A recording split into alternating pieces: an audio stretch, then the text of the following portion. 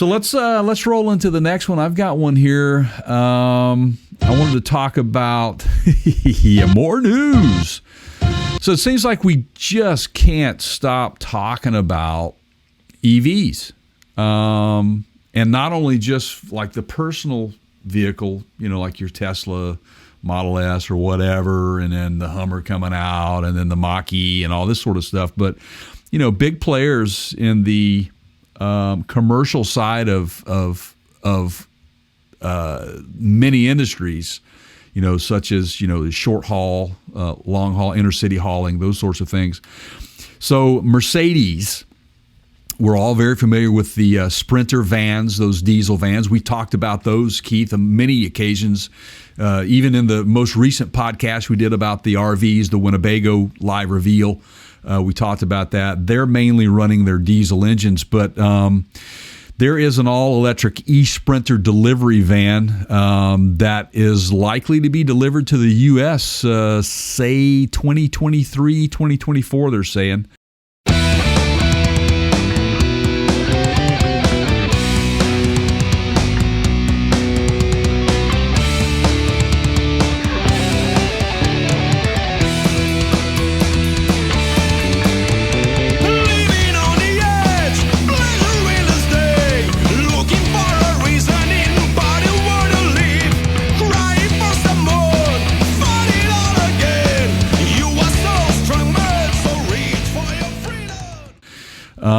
The next generation Mercedes-Benz e-Sprinter will be built around a new electric versatility platform.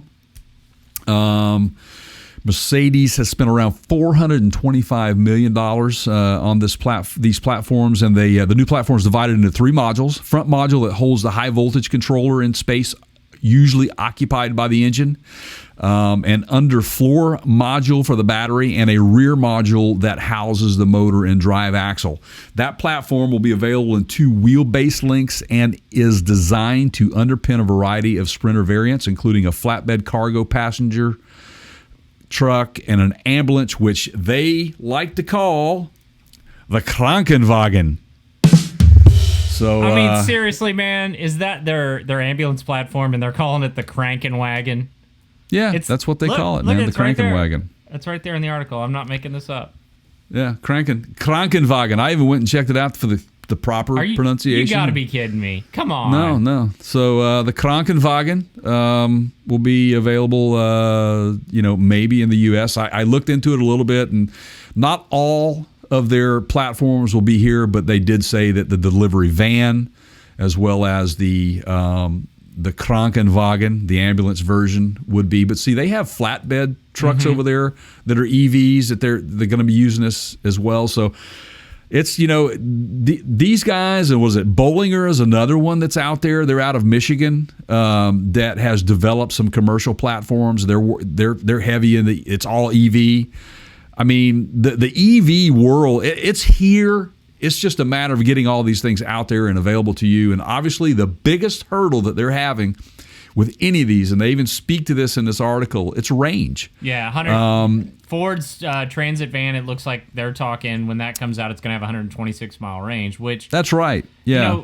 You're using them for local delivery, but, Jay, if you just drove a delivery van around town all day, I would bet you're doing more than 100 miles.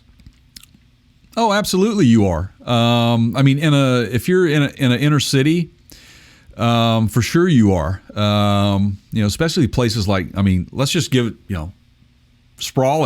big sprawling cities like Chicago or New York. Yeah. They're all over the place, and obviously they zip code those out, and they're not going to each one.